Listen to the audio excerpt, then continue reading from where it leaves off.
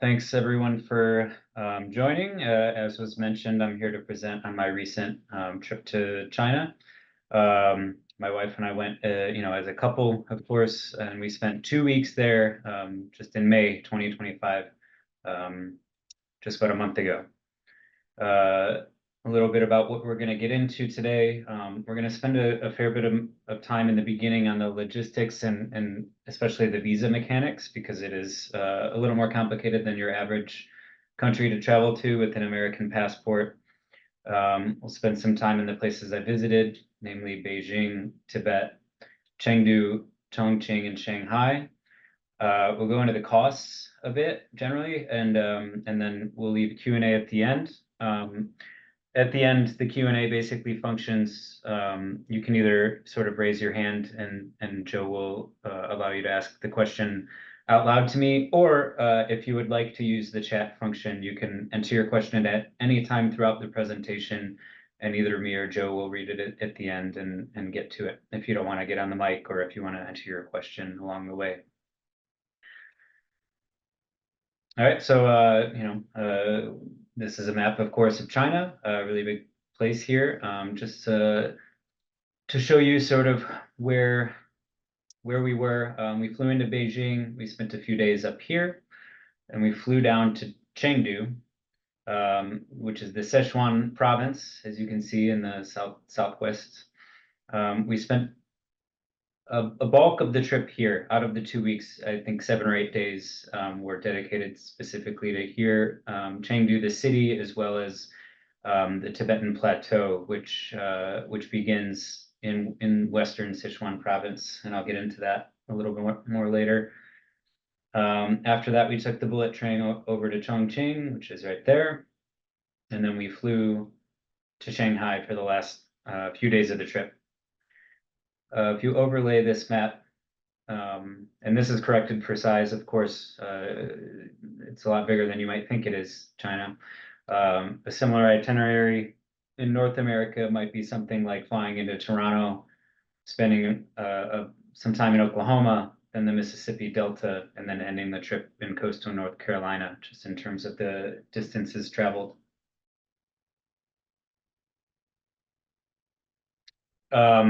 Writing this all out, it was about 24 hours from O'Hare to Beijing, with a short layover in Taipei. We spent the first 3 nights in Beijing, and then we flew from Beijing to Chengdu. That was a 3-hour flight, direct flight, 7 nights in Sichuan Province.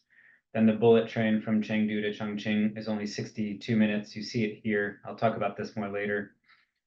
2 short nights in Chongqing, and then a flight from there to Shanghai, and then the final 2 nights. It was 3 days, 2 nights in Shanghai at the end, and then the same route. Well, not the same route, but from Shanghai through Taipei onward to O'Hare, with again a short layover in Taipei. This was on EVA Air, EVA.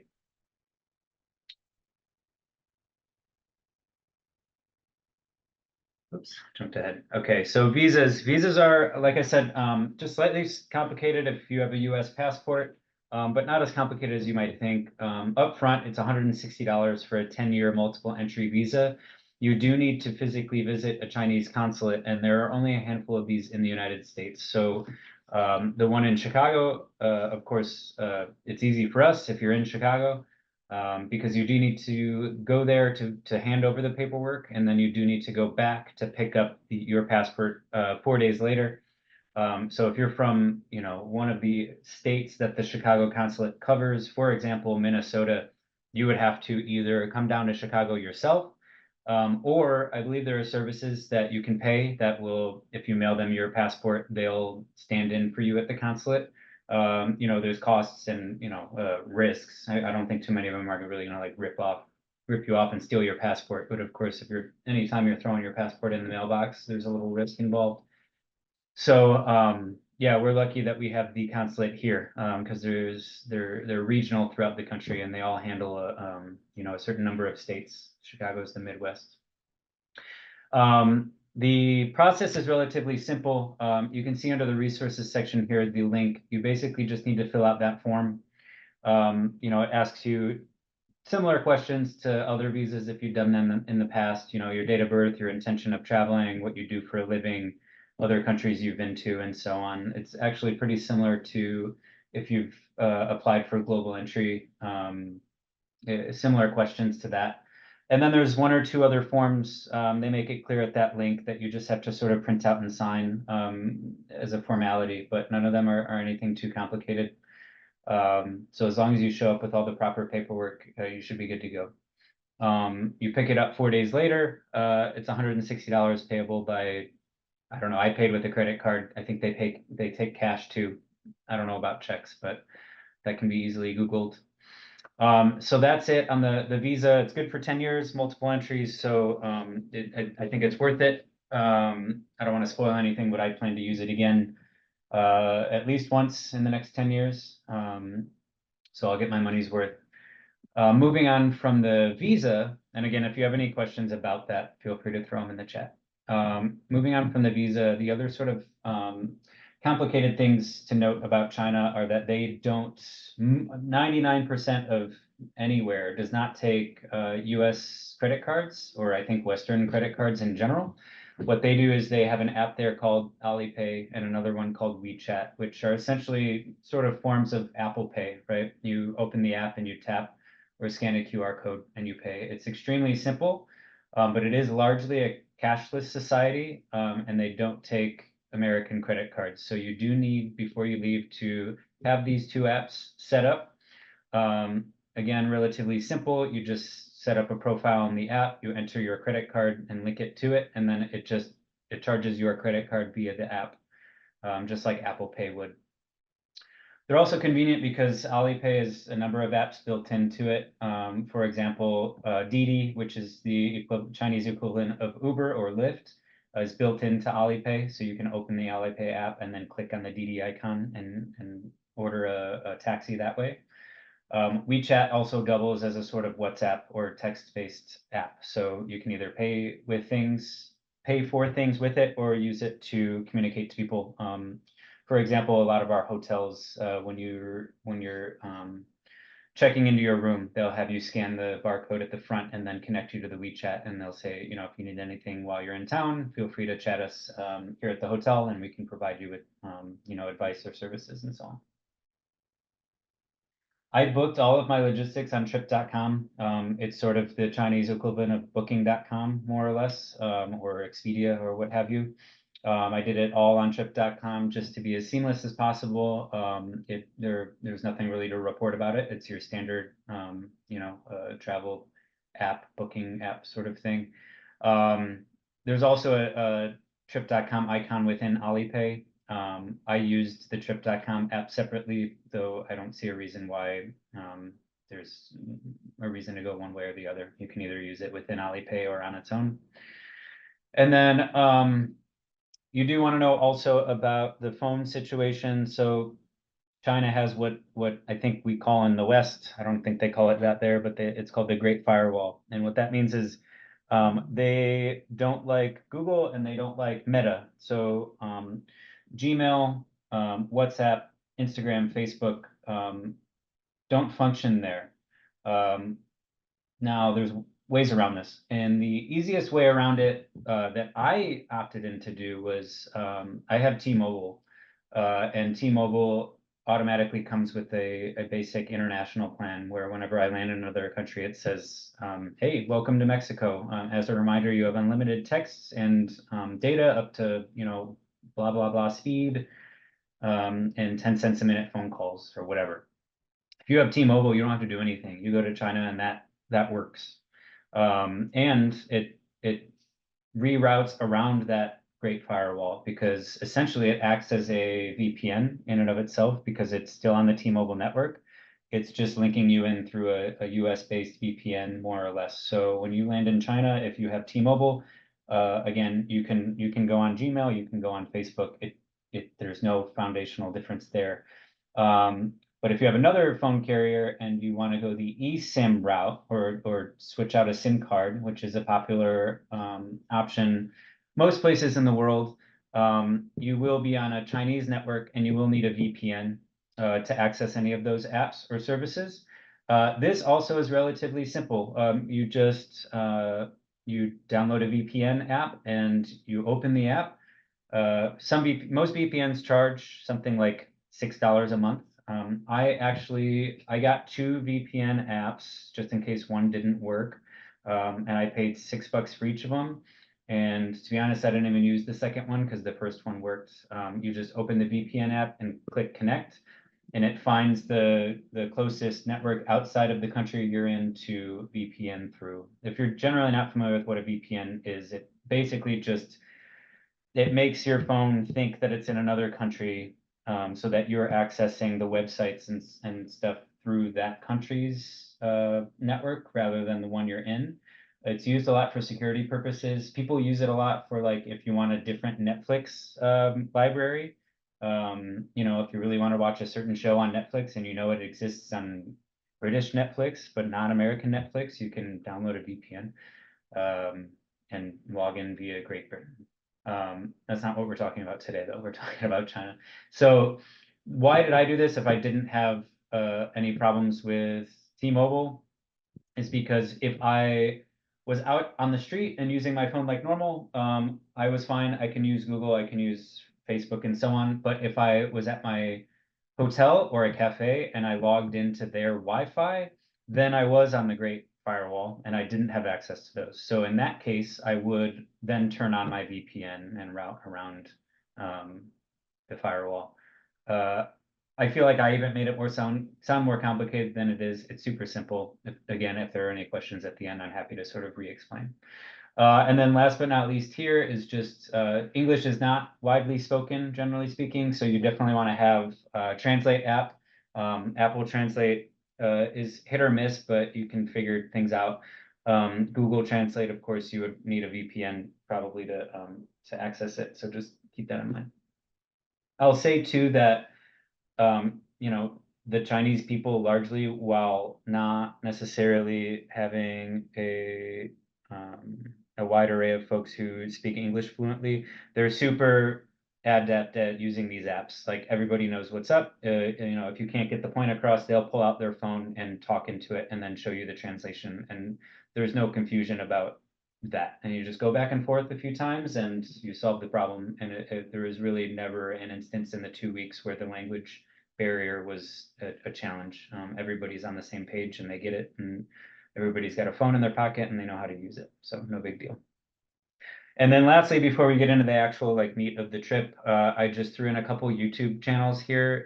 Mike and Ashley and Flora and Note are two different YouTube travel channels that coincidentally, both of them separately visited China in like the winter and spring of this year, right before I went.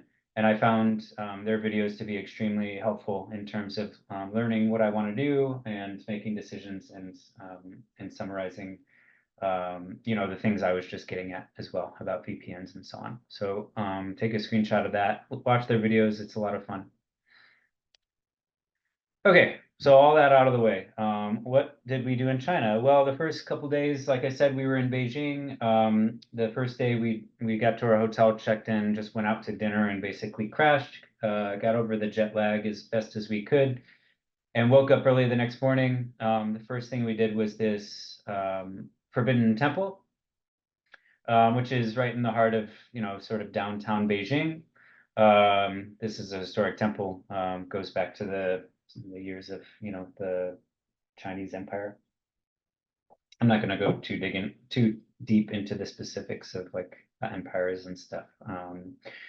But it's there. It's really nice. It's big open space grounds, super picturesque. It's really touristy. As you can see here, there's a lot of lines. There's basically a huge complex of touristic sites in this area of Beijing, and almost all of them have a very long line just like this. You need to get used to that if you're going to Beijing, because there's a lot of people there, there's a lot of tourists there, and they're all sort of going to the same small handful of world famous tourist sites. But the lines do move pretty quickly and the security knows what's up and you get in. It's not a big deal.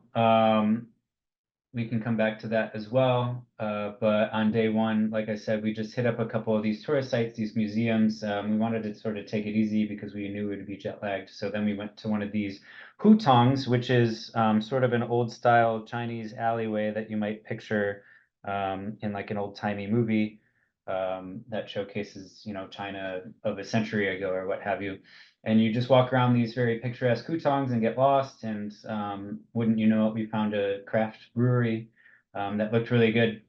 It was super hot outside, so we ended up just sitting on the patio here and enjoying a beer. After that, we took the subway. That's another thing I should mention. Every single city we went to had a immaculate and extremely well um, uh, maintained subway system. The trains, you never waited more than 2 or 3 minutes, and they went fast and they were clean and they were quiet. Really, it puts Chicago to shame. Everywhere, every single city. So we took the city up from the Hutong up to this area. You might remember this from 2008, of course. This is the Bird's Nest Stadium, and this was the Olympic Village. This river, I think, is when they did a lot of the rowing and different water-based sports. And we just walked along this boardwalk and enjoyed, some food and some drinks along the way, soaked in some sun. And then we headed back towards our hotel and found a Peking duck restaurant.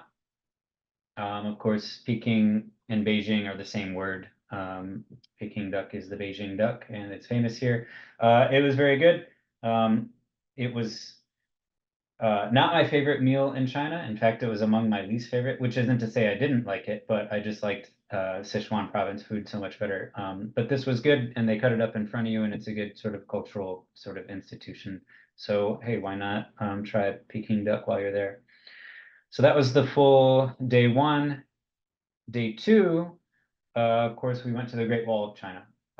This too was pretty easy to plan. There's a few ways to do it. You can complicate yourself and do it the cheap way by going to this super specific bus stop where the regular bus goes up. It takes longer, it's cheaper, and you're on your own. Or you can do a whole thing where you have like a private tour and it's expensive and you beeline straight there and so on. We opted for something in the middle, which was we paid for a certain tourist bus that departed a certain place at a certain time. And on the bus, they give you some of the history of the Great Wall. But once you're there, you're basically free to do whatever you want for as long as you want. And then they have buses that leave back to Beijing every 30 minutes or so. So whenever you're done, you just sort of head back to the station and get on the next bus. Extremely easy. I think it was like 25 bucks each for that option. So I would do it again rather than worry about the logistics of the commuter bus or I don't need a guide to walk me around the Great Wall personally. So I thought it was a great middle ground. Extremely picturesque. We're here in the beginning of the summer months, so very green, very hot. It's you can see I'm sort of sweating here if you look close, but there's these like turrets every so often along the wall, and you can cool down in those. They're actually very, very shady and breezy and nice, as opposed to the when you're on the exposed portion of the wall itself where it's muggy and hot and sunny. The way you get up to the Great Wall is a what do you call it? Like a funicular, like a ski lift, basically. And the way you get down is a luge, like a bobsled. You're just sitting on this little like piece of wood. Well, it's plastic, I guess, with a brake. And you let go of the brake if you want to go faster, and you hit the brake if you want to slow down. And you just stand in a long line of people, and you sit down on the board, and then the guy says go, and you go, and try not to hit the person in front of you. That was fun. It was kitschy, but it was fun. So that was it for Beijing. Then we were off to Sichuan. Sichuan province, you probably recognize the name immediately from the food. Yeah, it is known for spicy food. I learned that it is like the third or fourth spiciest food region of China, though. Apparently Hunan is the spiciest, which I don't think is widely known. I didn't know that. And the other thing that it's known for, of course, is pandas. The forests around Chengdu specifically are the sort of historic wild range of the giant panda, which is the one everybody knows. There's also the red panda. Um, more on those later. But yeah, you see panda-based stuff everywhere. Chengdu, I liked immediately a lot better than Beijing. Beijing was very spread apart. It had wide boulevards, a lot of concrete. It's very quiet. Not sterile, but not I wouldn't bat somebody down for using that word. But it is like I said, there's a lot of lines because it's the capital and there's a lot of government buildings. There's a lot more security there and like checkpoints and stuff. We were also in town while they had a summit of Latin American presidents. I think like Lula and Petro and a few other people were there, literally the same days we were there. So I don't know how much of this quote unquote like security situation was because of those delegations or just a normal day, but it was just a little stiff. Chengdu, on the other hand, immediately was like a breath of fresh air. It's more like Southeast Asian in vibe. It's tropical. I think it's subtropical, but it's a lot greener. You can walk around and see street food. You get the sense of food in the air, which is a lot of fun. There's a lot more mopeds. It's a little noisier, not too noisy. I guess that's something I should cover now is one surprising thing about China is there's so many electric vehicles on the road that it's it's like nowhere else I've ever been. The roads are just so much quieter than anywhere else. Even like I mean, especially here in Chicago. There's no idling engine sounds. There's no people don't beep. Every car is like quiet to the point where um, it's kind of eerie at first, but you get used to it and obviously tend to appreciate it because you can actually hear birds and stuff even in the middle of a dense city like this. The first thing we did in Chengdu was a food tour. Went on a guided group food tour. There was only three of us though on the tour. It was very small with a guide, and she brought us all around the city on a tuk-tuk. We stopped at like 7 different places and had something like 10 different dishes. Here you can see the famous mapo tofu, which is, a tofu-based dish, and on the right is potatoes. And then these are dumplings. I don't remember what was in them, but obviously on top you can see peanuts and sesame seeds, green onions, and so on. This was incredible. Highly, highly recommended if you find yourself in Chengdu. We'll come back to a little bit more on food later, but we only spent that one day in Chengdu at first because then we beelined over to Tibet. This we did with a private guide. I made all these arrangements in advance with a private guide. For that reason, we were out there for 5 days. It was a 5-day private guided situation. He drove and provided all the meals and the lodging and everything. It was on the pricier side of things we tend to do, but it's a pretty unique experience, and we wanted to sort of get out and see it for ourselves rather than be on some sort of group package tour. So we opted to do it. I toggled on the terrain map here to show you the stark difference of the sort of plain that is Chengdu up into the mountains. And this is the Tibetan Plateau. You are firmly in Tibet in terms of, geology and culture. More or less, once you get up out in those mountains, you start seeing the Tibetan script. More and more, you start seeing Tibetan language, hearing it spoken, and seeing, Tibetan beers and foods and brands and all of the above. So it's very much a relatively stark cultural difference, though there is obviously like a Chinese, like Han Chinese presence as well. This was 10 to 12 hour drive on day one. And this is what it looks like once you get up into the mountains. This was the first time I got out of the car, looked back, and said, "Okay, we're in the mountains now." You can see the snow-covered mountains there, and then basically for the rest of the 5 days, this is like the least possible dramatic uh, scenery that we had. Night one, we stopped in a town. I don't remember the name of it offhand, to be honest. It's kind of complicated, but I can look it up if someone had a question about it. I have it written down somewhere. Tibetan Buddhist monasteries everywhere. This was the monastery in that specific town. We actually walked into this monastery. People are welcome to come in and look. You're not supposed to take pictures inside, but there's a big giant gold Buddha statue and then a bunch of artwork and homages and so on. It's extremely ornate and dramatic. You can get a sense of that from just, what it looks like on the outside, but inside it's like times 10. Very cool, unique, never been anything else quite like it. And then this is the vista. On day 2, we drove up and over a pass and we did a hike as well. I should mention that this was a hiking trip. It was like cultural based and trying to get out to a new place based, but the thick of what we were actually trying to accomplish was to get out there and do some hiking, get some exercise. It wasn't all just driving. So day 1 was driving out there, but days 2, 3, and 4 were firmly hiking. And yeah, you can see here we're in between 2 sets of clouds, the clouds up in the sky and then the clouds that are covering the valley below. This was the highest altitude portion of the trip. We were at, I think, 4,200 meters, which translates to what, like between 12 and 13,000 feet.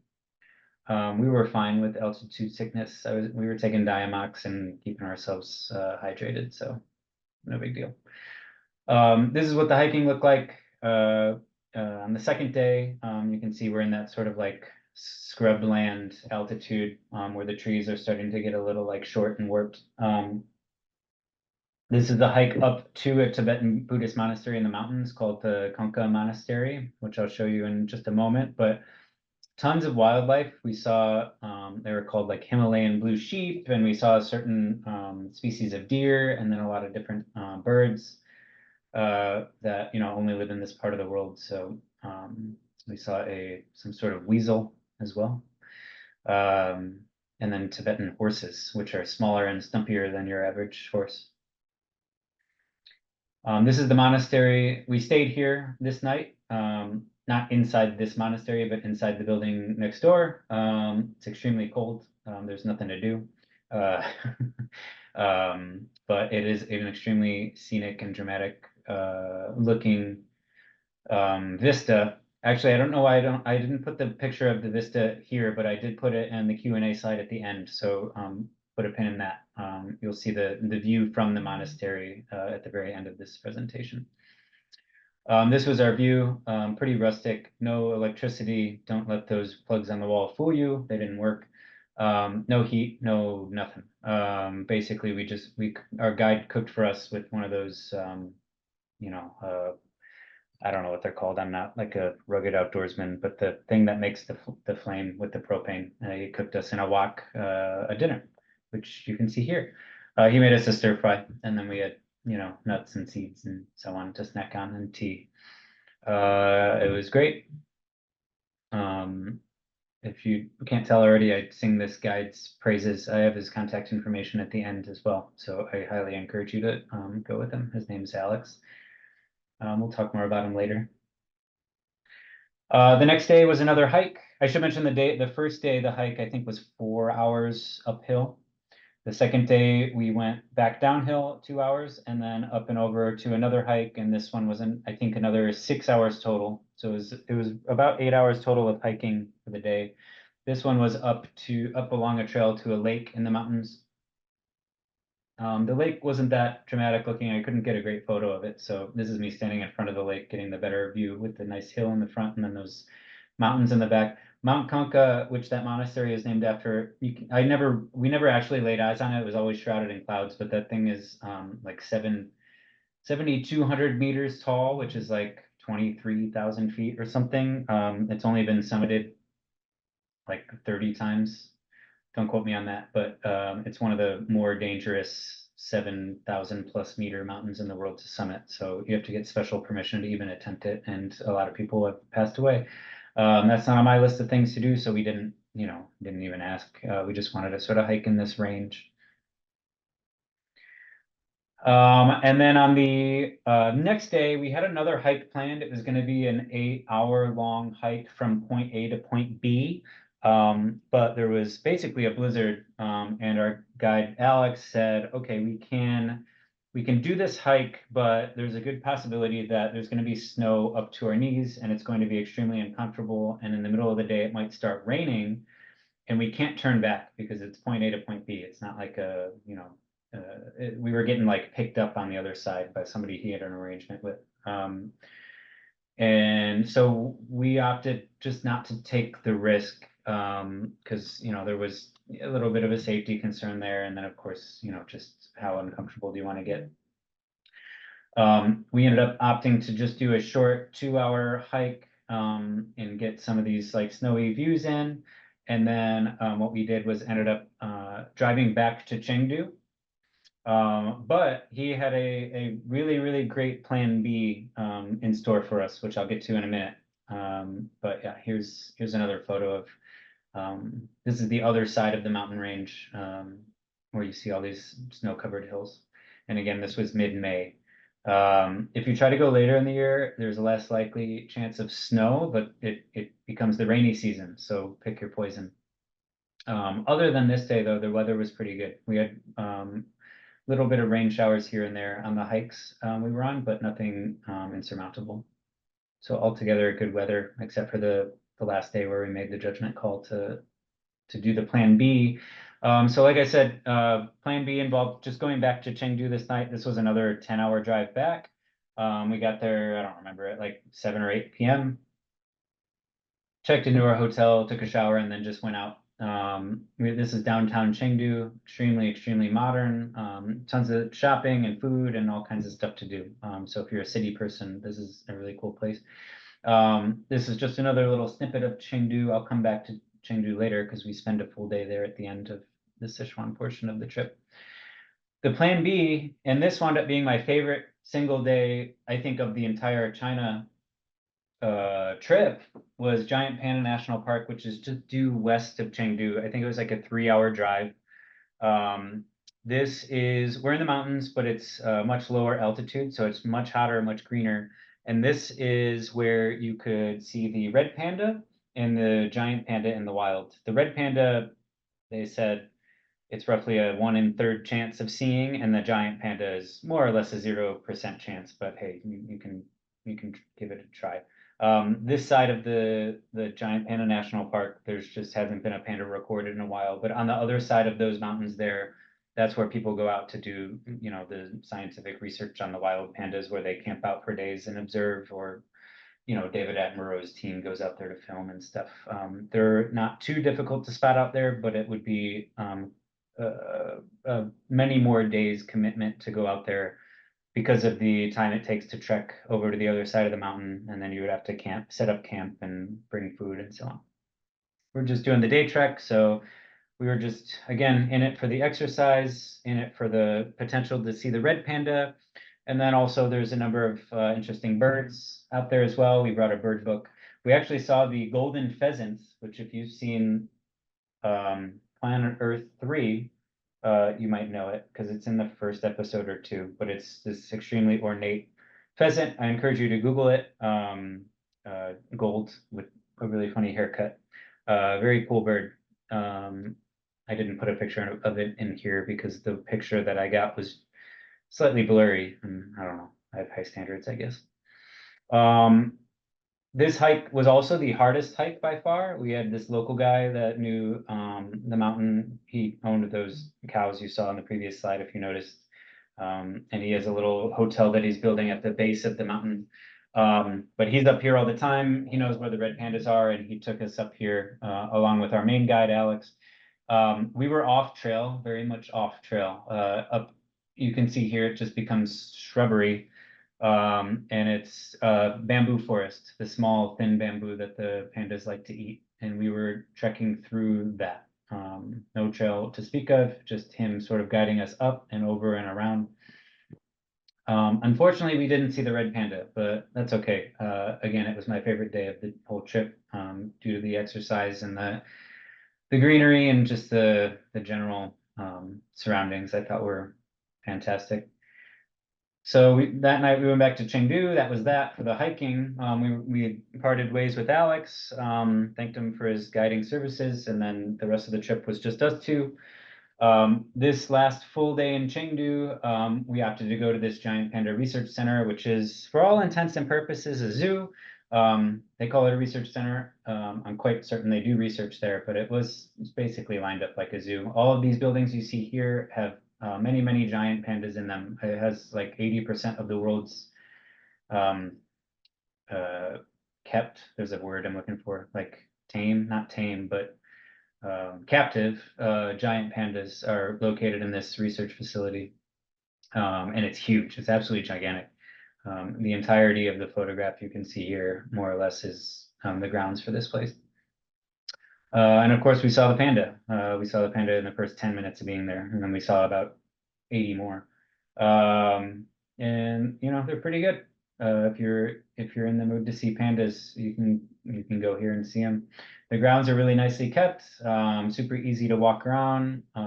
There's shops to get drinks and ice creams and all kinds of stuff all over, just like a Brookfield Zoo situation, except they only really have the panda and the red panda. They don't have an array of animals. Chengdu does have a zoo though, like a traditional zoo. After that, we walked around Chengdu itself. This is People's Park. If you've ever looked into Chengdu, you might already know this one. It's kind of famous. It's sort of the central social park in the city.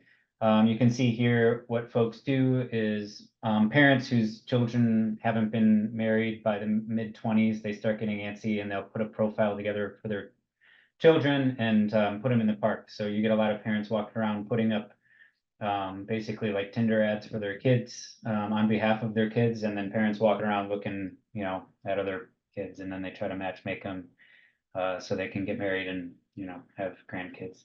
It's kind of charming. After the People's Park, we went to a night market. Obviously, it's not quite night, but they started at 6 or something.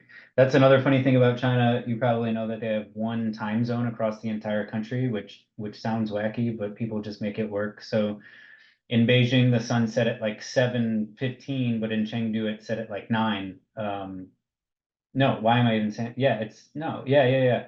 It set at 7:15 in Chengdu, and it set at 9 and no, 7:15 in Beijing and 9 in Chengdu. But you're in the same time zone. Yeah, I don't know why I'm overcomplicating that. But it's interesting. Anyway, back to the food. The food here was awesome. We got some skewers and some sweets, like sticky rice type thing, potatoes. I don't know. You can go crazy here. It's great. That was it in Chengdu. After that, we got on this bullet train. This thing was great. It left right on time. It got there right on time. To drive between Chengdu and Chongqing if you look on Google Maps, it says like 4 hours, but I was told by a couple different people in reality it takes like 6. But the bullet train took 62 minutes. Train station to train station. It was easy as can be.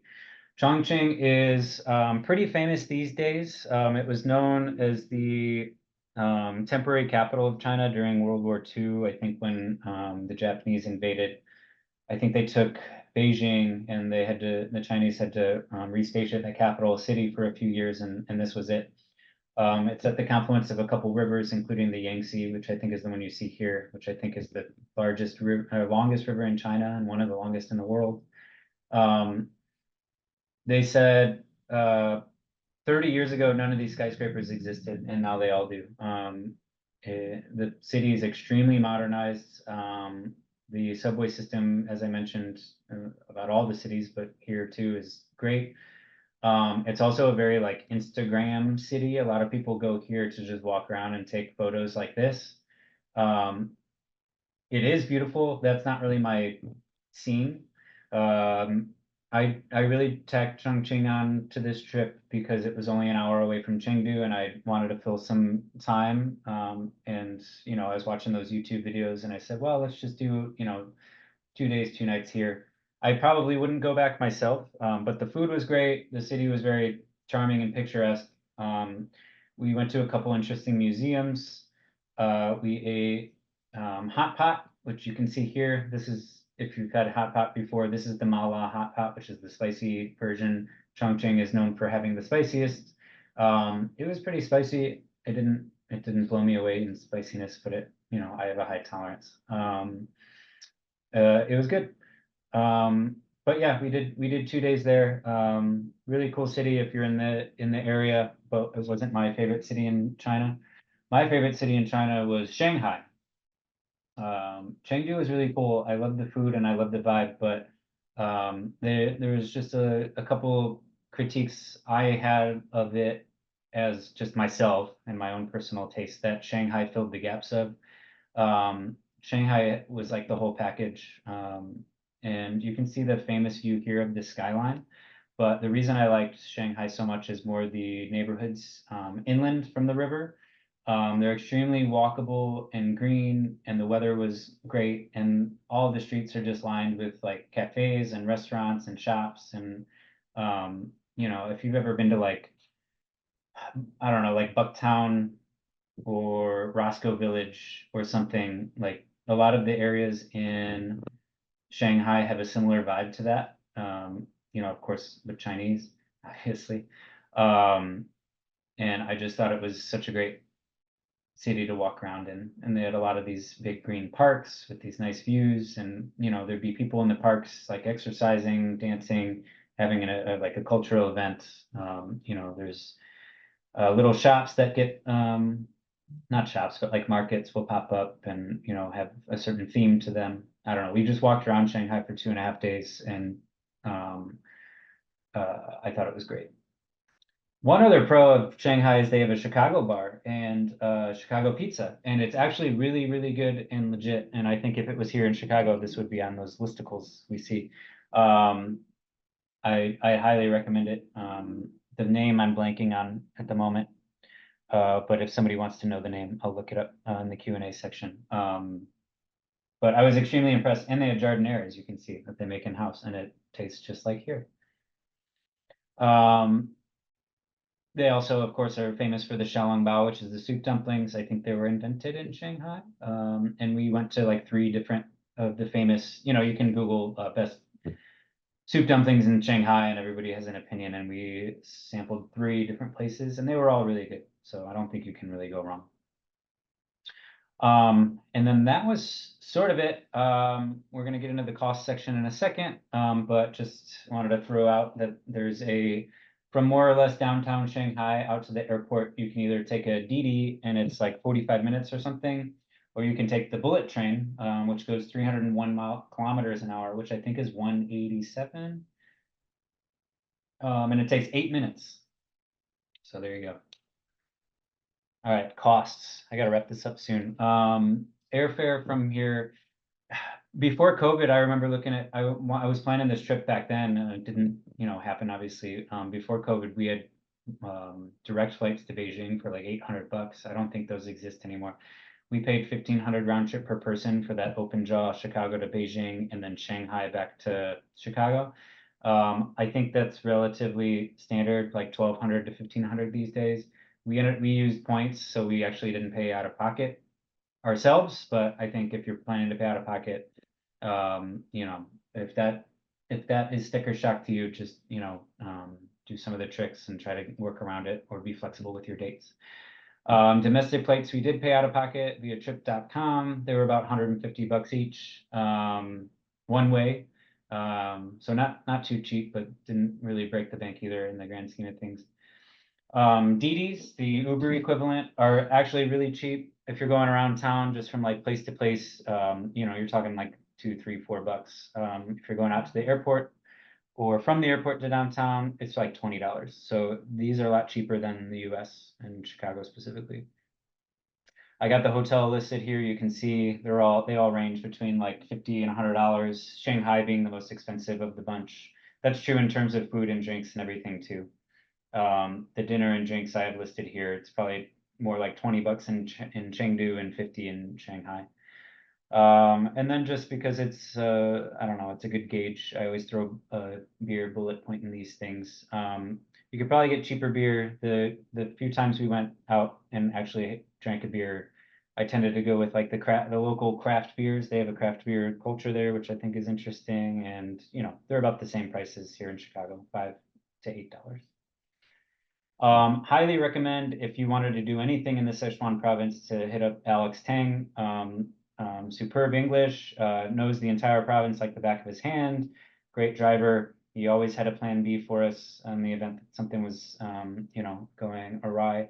SichuanTravelGuide.com. There's all kinds of itineraries on the website to bounce ideas off of, and then he's extremely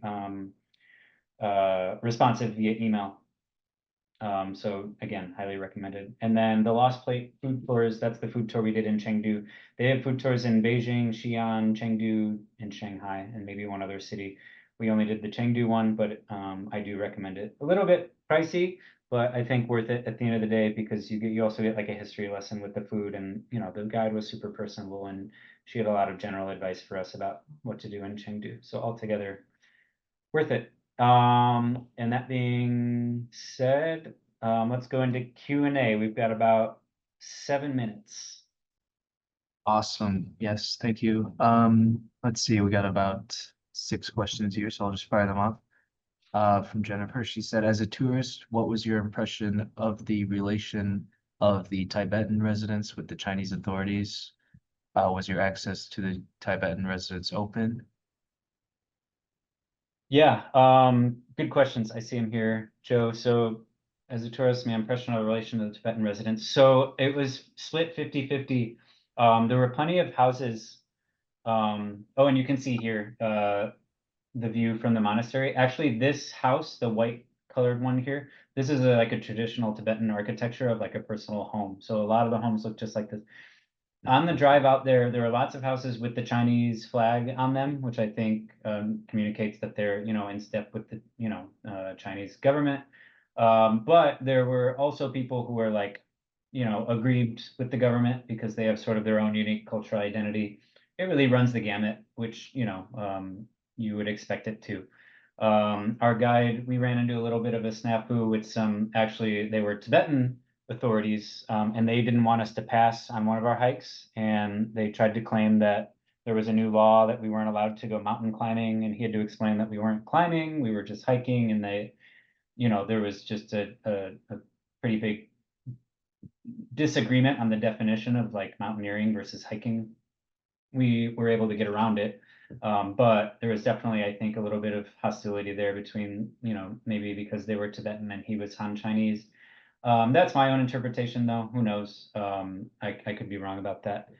And yeah, the private guide, we were able to set our own route within limits. Like I said, like, you can't summit Mount Kanka without a permit, which is difficult to obtain, I think rightfully so. But there was also some general routes that in other countries, they probably wouldn't care if hikers were on, but here they just decided, this route is too dangerous, we're going to close it. Probably because it's easier to do that than to maintain it and administer it. We talked with our guide about this, and he said, things tend to change, and he just has to keep himself apprised of which routes are open and which aren't. And that's his job as a guide. So when you're booking things with him, he will make sure to, communicate that with you and give you the most up-to-date information. And lastly, yeah, my access to the Tibetan residents, super friendly to me. Everybody was, smiley, waving. There's a big language barrier there, because they not only don't speak English at all, but they also don't necessarily even speak Mandarin. So I didn't interact a ton with Tibetans personally, but in terms of just me being out there and my, I'm obviously not from there. I felt welcome in terms of body language and stuff. Next question was, sounds like you did a lot of driving around. Were there any issues with renting a car or driving? Alex, our guide, handled all of that. He drove in his, business vehicle. He had like a 4-wheel drive SUV sort of thing. Yeah. Gotcha. Next question was, what is the economic status of the average Chinese citizen? Any poverty? This is a bigger question than we have time for. Generally speaking, China's whole thing is to eliminate poverty to the best that they're able. The government, them being the government in this case. I didn't see any poverty at all while I was there. Well, not quite. There were once or twice I saw people like begging on the street or soliciting, that you similar thing that you would see here, where they're like sort of informal economy asking you if you would donate or something. Um, but largely speaking, everybody seemed what we would call middle class. In Shanghai, you see a little more of the like upper class strata. But for the most part, everybody has a modern car or scooter and they're dressed nice and, nobody's destitute. I didn't see any homeless. Um, and I didn't hear anybody talking about any conspiracy theories about why there aren't homeless. I think it's just altogether, people make a fair amount of money, or at least enough money to live, and prices are cheap enough that there's a decent balance there, and everybody's doing all right.